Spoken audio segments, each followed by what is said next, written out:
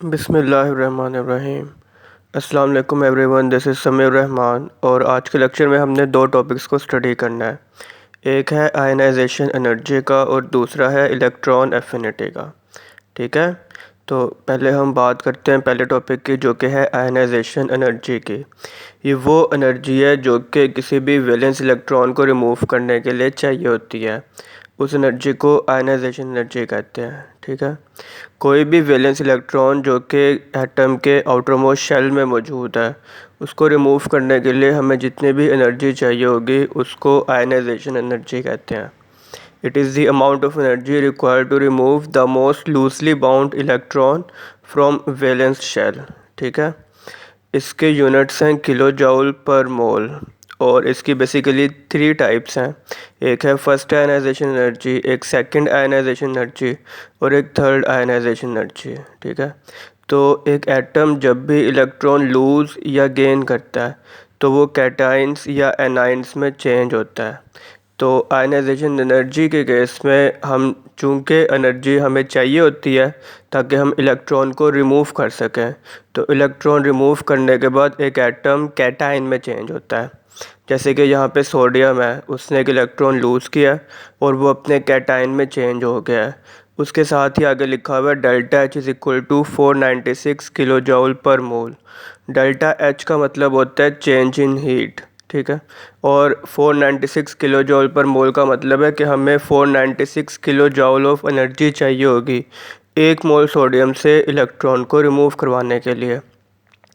तो first ionization energy की definition देख लें। The amount of energy required to remove first electron from valence shell of an isolated gaseous atom. Isolated का मतलब होता है अकेला या तन्हा, एक ही। ठीक है, और गैसियस एटम का मतलब है किसी भी गैस का एटम। जैसे कि यहाँ पे सोडियम मौजूद है, उसने इलेक्ट्रॉन लूज़ किया है। ठीक है, और वो अपने एक आयन में चेंज हो गया है, Na पॉजिटिव आयन में। और साथ ही डेल्टा एच लिखा हुआ है कि वो 496 किलो जूल पर मोल, इतनी हमें चेंज इन हीट चाहिए होगी। पॉजिटिव का ये डेल्टा एच की वैल्यू यहाँ पे पॉजिटिव है, 496 पॉजिटिव लिखा हुआ है। इसका मतलब ये है कि हमें एनर्जी देनी होगी सिस्टम में, इसलिए ये वैल्यू पॉजिटिव है। इसी तरह सेकंड आयनाइजेशन एनर्जी की डेफिनेशन में वो कह रहा है energy required to remove second electron from valence shell of mono positive ion. Mono का मतलब होता है सिंगल या फिर वन, और मोनो पॉजिटिव आयन का मतलब है एक ऐसा आयन जिस पे पहले से ही सिंगल पॉजिटिव चार्ज मौजूद है। उसमें से मज़ीद जब आपने एक इलेक्ट्रॉन को रिमूव करना होगा, उसके लिए जो एनर्जी चाहिए होगी उसको सेकंड आयनाइजेशन एनर्जी कहते हैं। तो मैग्नीशियम पॉजिटिव है जो कि एक सिंगल यानी कि मोनो पॉजिटिव आयन है, तो वो हम केमिकल रिएक्शन में देख सकते हैं कि +1 की जगह +2 में चेंज हो गया और उसने एक इलेक्ट्रॉन को लूज़ किया है। इस केस में जो डेल्टा एच हमें रिक्वायर्ड होगा वो 1450 किलो जूल पर मोल है। इसी तरह थर्ड आयनाइजेशन एनर्जी में हमें वो एनर्जी चाहिए जो कि हम थर्ड इलेक्ट्रॉन को रिमूव करने के लिए यूज़ करें from di positive ion. Di का मतलब होता है दो, डाई पॉजिटिव का मतलब कि उस आयन के ऊपर पहले से ही +2 चार्ज मौजूद होगा। इसकी कोई एग्जांपल करने की ज़रूरत नहीं है, ये सिर्फ डेफिनेशन की हद तक है। अगर हम बात करें ट्रेंड्स की, तो from top to bottom in a group ionization energy की वैल्यू डिक्रीज़ करती है। इसके रीजंस क्या हैं? आपको पता है कि from top to bottom in a group atomic size बढ़ता है, यानी कि नंबर ऑफ़ शेल्स बढ़ते हैं। ठीक है, साइज़ जैसे जैसे ज़्यादा होता है तो इलेक्ट्रॉन और न्यूक्लियस में मौजूद जो प्रोटॉन्स हैं उनके दरमियान फोर्स ऑफ अट्रैक्शन ना थोड़ी सी वीक होती है, वो लेस होती है। इसीलिए उस एटम में से इलेक्ट्रॉन को रिमूव करना बहुत ईजी होता है, क्योंकि साइज़ ज़्यादा है ना, इसलिए फोर्स ऑफ अट्रैक्शन बहुत कम है न्यूक्लियस में और इलेक्ट्रॉन में, तो हम इजीली इलेक्ट्रॉन को रिमूव कर सकते हैं। इसीलिए आयनाइजेशन एनर्जी की value top to bottom groups में डिक्रीज़ करती है। अब इसी के कॉन्ट्रेरी, इसी के अपोजिट अगर हम पीरियड्स में बात करें, तो from left to right in a period ionization energy की वैल्यू बढ़ती है, यानी कि हमें ज़्यादा अमाउंट ऑफ एनर्जी चाहिए होगी इलेक्ट्रॉन को रिमूव करने के लिए।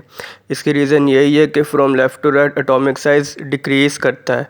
अब वो चूँकि छोटा एटॉमिक साइज़ होता है तो उसमें पहले से एक बहुत स्ट्रॉन्ग फोर्स ऑफ अट्रैक्शन मौजूद होती है प्रोटॉन्स की और इलेक्ट्रॉन्स की, तो ऐसे में बहुत मुश्किल होता है इलेक्ट्रॉन्स को रिमूव करना।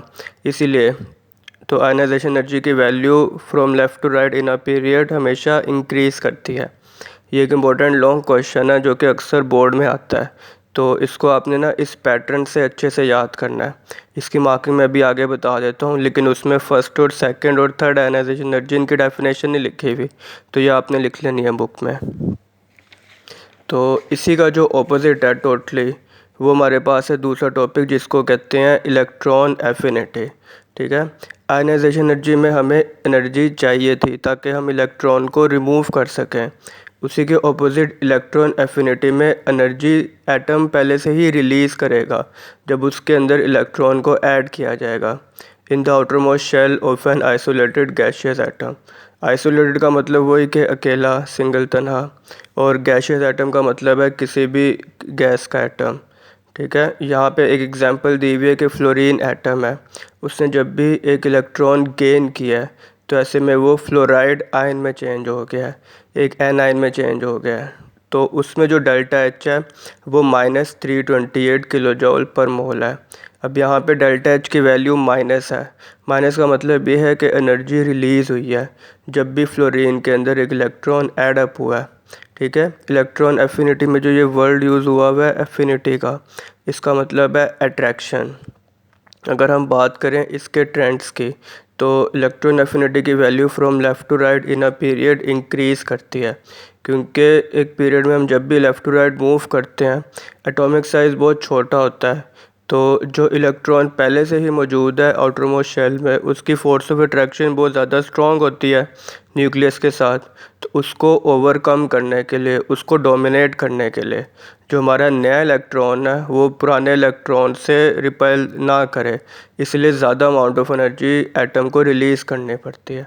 ठीक है, इसीलिए इसकी वैल्यू इलेक्ट्रॉन एफिनिटी की from left to right in a period increase करती है। अगर हम इसी के अपोजिट बात करें ग्रुप्स में, तो उसमें इलेक्ट्रॉन एफिनिटी की वैल्यू डिक्रीज़ करती है from top to bottom in a group.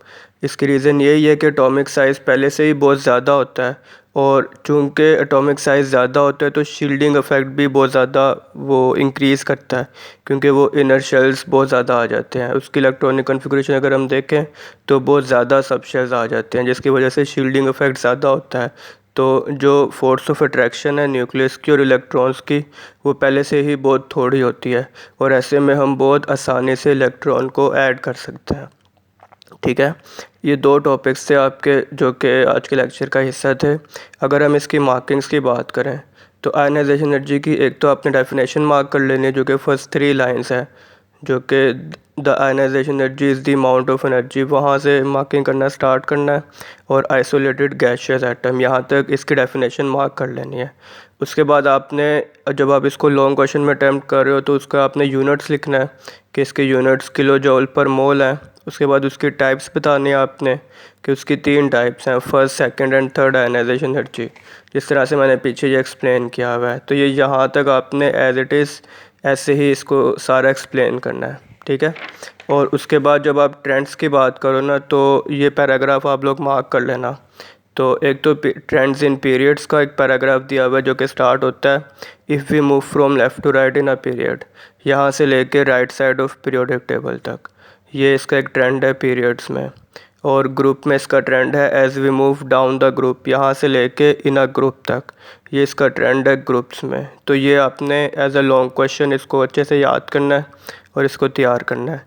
जो इलेक्ट्रॉन एफिनिटी है ना, ये अक्सर शॉर्ट क्वेश्चन में ही आता है, उसमें आपने इसकी डेफिनेशन, इसका रिएक्शन और ये डेल्टा एच की वैल्यू, ये 3 चीज़ें कर लेनी है, तो शॉर्ट क्वेश्चन पूरा हो जाता है। लेकिन अगर ये लॉन्ग में आ जाए तो उसमें आपने फिर ये ट्रेंड्स भी लिखने हैं। ठीक है, इसको जब आपने अटैम्प्ट करना है तो एक तो डेफिनेशन, एग्जांपल और डेल्टा एच की वैल्यू आ गई, साथ ही बुक में एक तो इसके 2 ट्रेंड्स दिए हुए हैं पीरियड्स में और ग्रुप्स में। तो जो पीरियड्स में है वो आप मार्क कर लो द रीज़न फॉर, यहाँ से मार्क करना शुरू करना, और बी रिलीज तक ये कर लेना मार्क। इसी तरह जो ग्रुप्स है वो इन इसी के साथ ही अगला पैराग्राफ आ जाता है इन अ ग्रुप का, यहाँ से लेके इज़ लेस देन आयोडीन यहाँ तक, ये इलेक्ट्रॉन एफिनिटी है जो कि आपने मार्क कर लेना है। तो नीचे मैंने नोट में लिखा हुआ है कि डेल्टा एच का मतलब होता है चेंज इन हीट। अगर ये पॉजिटिव होती है डेल्टा एच की वैल्यू, इसका मतलब कि हीट हमें चाहिए होती है। अगर ये नेगेटिव होती है इसका मतलब कि एटम ने रिलीज़ किया है। तो डायरी पे आप लोगों ने ये लर्न क्लास वर्क लिख लेना है, इन्हीं दो टॉपिक्स को अच्छे से याद करना है और इसको तैयार करना है। तो इसी के साथ आपका लेक्चर कंप्लीट करता हूँ। नेक्स्ट लेक्चर में हम इंशाल्लाह सिर्फ एक छोटा सा टॉपिक होगा इलेक्ट्रोनेगेटिविटी का, उसको स्टडी करेंगे। तो बस अब लेक्चर कंप्लीट करता हूँ और अल्लाह हाफिज़।